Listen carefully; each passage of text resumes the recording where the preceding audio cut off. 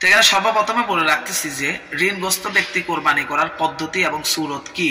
এখানে দুইটি পদ্ধতি থাকতে পারে। সাধারণত যারা ঋণগ্রস্ত হবে, ঋণ থাকবে, ওইটা দুইটা পদ্ধতি হতে পারে। এক নম্বর হচ্ছে যে ঋণগ্রস্ত ব্যক্তি যার উপরে ঋণ রয়েছে, সে তার ঋণ পরিশোধ করার পরে যদি সে দেখে যে তার কাছে আর নেশাব পরিমাণ সম্পদ নেই কিংবা টাকা নেই, অথবা কোরবানি করার যে পরিমাণ টাকা থাকলে কোরবানির সময়, কোরবানির যে নির্ধারিত 3টা দিন রয়েছে, জিলহজ মাসের 10, 11, 12 তারিখ, এই 3 দিনের ভিতরে যদি সে দেখতেছে যে তার কাছে আর কোনো টাকাই থাকছে না, কোরবানি দেওয়ার মতো নির্দিষ্ট পরিমাণ নেশাব পরিমাণ কোনো টাকা কিংবা সম্পদ তার কাছে থাকছে না ঋণ পরিশোধ করার পরে, তাহলে ওই ব্যক্তির জন্য কোরবানি করা আবশ্যক কিংবা ওয়াজিব নয়। সে কোরবানি দিতে হবে না, কোরবানির ব্যাপারে তার কোনো জিম্মাদারি নেই।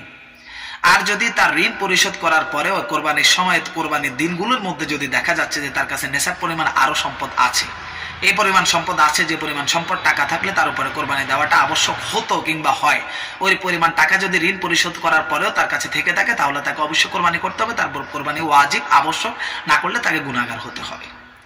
এটাই হচ্ছে মূল মাসালা।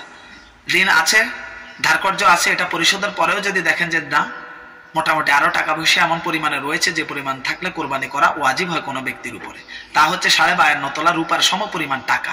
ধরেন না 60 থেকে 65,000 টাকা, এই পরিমাণ টাকা তার কাছে যদি আরো ক্যাশ ক্যাপিটাল থাকে, অথবা ব্যাংকে থাকে, অথবা তার ঘরে থাকে, অথবা এমন কোনো জায়গা থাকে যার যে জায়গায় তার পরিপূর্ণ মালিকানা আছে, এরকম টাকা থাকলে তাকে অবশ্যই কোরবানি করতে হবে। যদি পরিমাণ টাকা অর্থ তার কাছে না থাকে ঈদের নির্ধারিত দিনগুলোর ভিতরে, তাহলে তাকে কোরবানি করতে হবে না। এটাই মূল মাসালা, এটাই মৌলিক কথা। ভিডিওটি এখনই ইমানি দায়িত্ব মনে করে বাকি ভাইকে শেয়ার করে দিন। ভালো লাগলে একটি লাইক অবশ্যই করবেন, আর কমেন্টের মধ্যে জিজ্ঞাসা করবেন, কমেন্টের মধ্যে লিখবেন যদি কোনো বিষয় অস্পষ্ট থাকে, জানার জন্য আগ্রহ থাকে। চ্যানেলের মধ্যে নতুন হলে আমাদের চ্যানেলের প্রত্যেকটি গুরুত্বপূর্ণ আলোচনা এবং গুরুত্বপূর্ণ প্রত্যেকটি মাসাইল পাওয়ার জন্য, আপডেট পাওয়ার জন্য চ্যানেলটি এখনো সাবস্ক্রাইব করুন। আগামী কোনো পর্বে দেখা হবে, সে পর্যন্ত আল্লাহ সবাইকে ভালো রাখুক, সুস্থ রাখুক।